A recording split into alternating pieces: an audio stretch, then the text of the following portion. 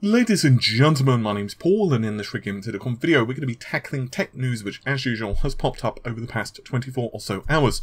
We'll be starting things out with Team Green as Nvidia prepares to launch the GTX 1070 Ti. We have a launch window for that and a few other updates for this particular graphics card. Then we'll move over to Intel, specifically Sapphire Rapids, which is going to be a future architecture. We have a few details on that. Then another leaked Intel roadmap, which details what the products we should be seeing on store shelves over the next 12 to 24 months. And finally, of course, yet further leaks of reviews for the Intel 87 and 8600K. But we'll start things out, as I said, with Team Green and the GTX 1070 Ti/Ti. So, the GTX 1070 Ti, as the name suggests, does indeed fill the gap between the GTX 1070 and 1080. I'll quickly run over the specifications first, since it probably is the most prudent to do so. It is still based upon the 16nm FinFET process, and is going to also utilize the GP104. So essentially the same graphics same graphics core, which is found in both the 1080 and 1070. No surprises there. Perhaps shockingly, we're going to see 2,432 CUDA cores. Now that is much closer to the 1080, which of course has 2560, compared to the 1920 found in the 1070.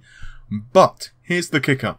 The primary difference is going to be on memory bandwidth. And for sure, this is going to be the area where I suspect we're going to see AIB partners try to crank out memory as fast as they possibly can with pre-overclocked memory modules, or perhaps even we as regular end customers were going to definitely get most mileage out of simply overclocking this. And while I hesitate to utilize the MX2 reference, of course from the very early GeForce lineup, it could possibly be very similar, or even when we saw the GeForce SDR cards launch way back in the day. Now obviously this is not going to be anywhere near as memory bandwidth starved as those, but I just use it to kind of illustrate the point, because essentially you're only looking at 128 fewer CUDA cores here, but obviously memory bandwidth is considerably less, because rather than 11 gigabits per second with the memory clock, you're looking at just 8, despite the fact that you still have 256-bit memory bus. But enough of that. What about the actual release date and pricing, for that matter? Well, the card is being targeted and touted at about the $400 mark. I suspect that this may vary a little bit, but perhaps most importantly, the release date. So there's two potential release dates, and the first comes from Nordic Hardware. Now this is a launch date of October 26th, so as of the time I'm recording this, you're essentially looking a month away. It's going to be released on a Thursday. However, another website, heise.de, that's HEISE.de,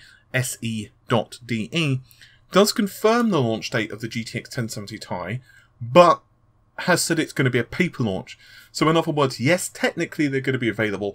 Yes, technically there'll probably be reviews available, but good luck actually buying one on that date, unless of course retailer happens to leak it early.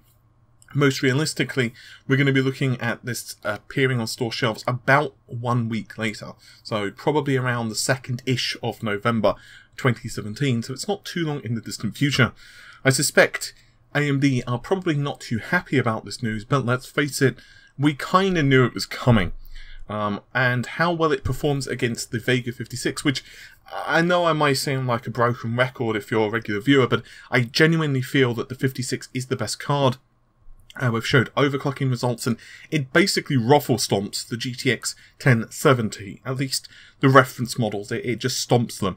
And honestly, it's not too far away from a reference model GTX 1080. This is the Vega 56, assuming you tweak it, and that's the important thing. So how all of this comes to pass when we start seeing the GTX 1080s and other cards thrown into the fray. Now don't forget that the numbers I'm actually reading out here are for the 11 gigabit per second GTX 1080. You can, of course, get the older design, which is just running about 10,000 megahertz rather than 11.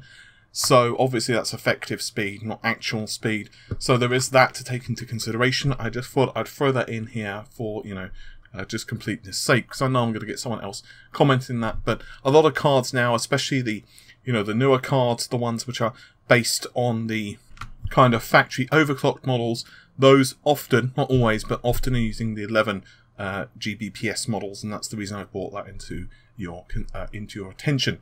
Now, very quick piece of news from Intel before we get into the main crux of the matter, and that is Sapphire Rapids. It appears that Intel are tired of the Lake naming, and now we're going to be seeing Sapphire Rapids Silicon. Now, when is this going to happen? Well, it's going to be based on the 12th generation core processor, or rather, to be correct, it's going to form the basis of the 12th generation core processor. And from what we're hearing, it's going to be a major microarchitecture change. What does that mean? Well, unfortunately, you guessed it, we don't really know. What we do know, however, is there will be a new chipset. I can hear you groan already, my friends, trust me. This is known as the Tinsley platform. Now, this is not going to hit market until at least 2020. So we can probably assume it's going to have the latest PCIe and all of that stuff. Probably DDR5 and possibly going to be able to make you a coffee in the morning as well, which would be mighty handy. So when is it going to be launched? Well, it looks like this is going to happen post Ice Lake/Tiger Lake. We have absolutely no details about clock speed or that type of stuff, but hey, I thought I'd throw it in there anywho, because I'm that nice. Next piece of information, and this comes to us from Gamers Nexus. Obviously, I cannot, as usual, vouch for the validity of these leaks, but it kind of makes sense to me. So, this answers a few questions we've had, actually, specifically around the Intel Pentium lineup and Celeron lineup. So what we have, this is the desktop summary, shows, I'm going to read out verbatim, shows key introductions where OEM disclosure/intro alignment is required. Not all family SKUs are shown in the ILU.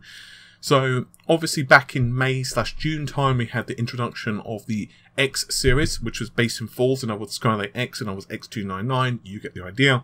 September/October time, well, you can see we're right there already, and that's the 8th generation processors, which of course are based upon Coffee Lake. That means you've got the 6 and 4K models, sorry, 4 core models, 95 watts and 65 watts respectively, and also the introduction of the Z370 chipset. A couple of months after that, so October, November, we see the introduction of the Intel Pentium Silver and Intel Celeron processors, Gemini Lake. Those are going to be 4 and 2 core 10 watt SoCs, which are, of course, BGA, so not necessarily something you're going to be plonking into your new processor, because obviously BGA.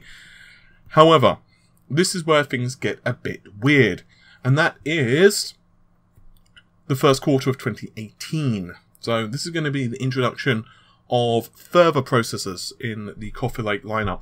These are going to be the 65 and the 35 watt derivatives.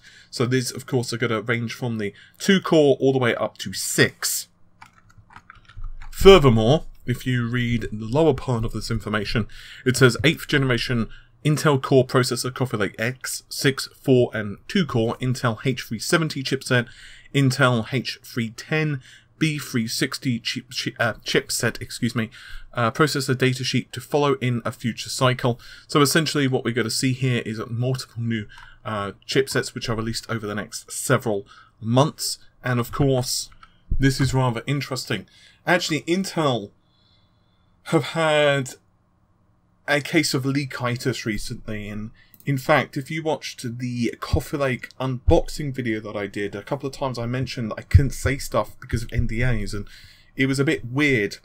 Essentially, the NDA/embargo date for certain information on Coffee Lake was essentially moved back a few days. This is because there were so many leaks already released on the internet. Intel just was like, well, what's the point anymore? Everyone knows anything anyway, so you might as well just unveil it officially. The only other thing that I spotted which could cause a few people to scratch their heads is, of course, the 65 and the 35 watt. The only thing I can think of is this is going to be Pentium and Celeron lineup, because Intel have said that yes, they will be releasing those lineups of processors because, let's face it, they're pretty popular. However, there's always a however, it's not going to be, you know, within the launch window, and they really want to focus on the 86/8700K. Speaking of which, let's talk about another benchmark or review which has popped up on the internet. As usual, I'll put in the link in the video description, but I'll talk about a couple of pertinent results. We'll start out, by the way, this is from lab501.ru. I'll talk about a couple of pertinent results I find quite interesting. I have to admit, I don't particularly like their graphs. That's just my personal opinion. You may feel differently. Now, the Blender results. I have to admit, yeah, it's pretty damn impressive in Blender. Both the 86 and the 8700K do a pretty excellent job. In fact, yeah, I would actually go as far as to say that they definitely do beat out any particular desire you may have to go for like a 7820K or X or whatever it is. My brain's like not working at the moment. Yeah, X, that's it, 7820X. And a HEDT platform, and instead get one of these in place of it. In fact, from what I'm hearing about the overclocking, 5 GHz is pretty simple. It requires just a small adjustment in voltages, and this does go along with what I'm hearing from motherboard partners as well. They feel very confident about 5 GHz. 5+ GHz is a bit trickier.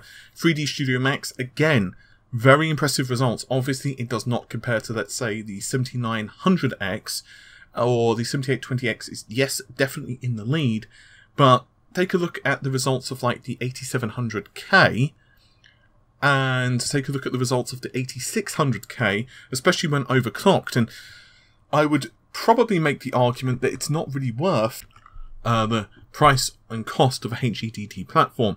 In fact, at stock speed, you can quite clearly see that the 8700K is actually outperforming the 1800X in handbrake.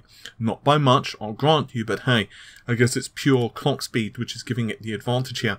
However, obviously it does lose out to the 7820X by a few frames a second, but let's face it, it's not that big of a deal. It's not perhaps going to be enough to really force you to a HEDT platform if you've only got a smaller budget, or conversely, if you're not super needing this level of performance. A couple of gaming results now. Far Cry Primal, all of these by the way are on a GTX 1080 AMP Extreme and utilising 1080p with the 378.92 drivers with all graphics options, at least as far as I can see, on the highest. So once again, you can quite clearly see the difference that you're getting between like an Intel based rig and an Intel HEDT rig and a mainstream platform, and it's really the clock speed here which is kind of the story. In fact, if you're doing some content work and primarily want to focus on gaming, the 8700K is probably the way to go. You get both a better minimum and a better average frame rate in Far Cry, and the same thing could also be said for Titanfall 2. You're looking at 129 frames a second average with the 7900X. On the other hand, 141 frames a second average with the 8700K, and of course this is also slightly an advantage over the Ryzen processors as well. Finally, one more result I'll throw in, just for the lols. Doom, 160 frames a second, this is average by the way, on the 7900X. And the reason I'm using the 7900X is because I think it paints a very interesting picture, whereas 188 frames a second with 8700K, but the minimum is really the big story here. It's over twice the average frame rate as a minimum frame rate. So what does all of this mean? Well, if you've got a desire only to play games, then the 8700K probably is not a big jump if you've got like a 6700K or a 7700K already. However, if you're wanting to do some video editing, 3D work, development, whatever, however, it's kind of a side project, gaming is still your main concern, but you've got like an i5 at the moment, then perhaps jumping on to, let's say, an 8700K would be the best way to go. On the other hand, if you are someone who perhaps has a very much older system, let's say for the sake of argument a 2500K, you're probably at the point now where if you're going to be pairing that up with like a GTX 1080 or above, a faster processor is probably the way to go. So going for like an 8600K certainly has some definite merit, especially and particularly if you decide to overclock. Finally, AMD are still very competitive here. So obviously if you do need those additional cores, especially if you're doing virtual machine work or video editing or whatever, then by all means, I can certainly see the advantages, especially perhaps if you're doing some streaming as well. The Ryzen 7 lineup absolutely does hold its weight. So it's going to be a very interesting several months. With all of that said, hopefully you've enjoyed the video. I'll see you soon. Take care. Bye for now.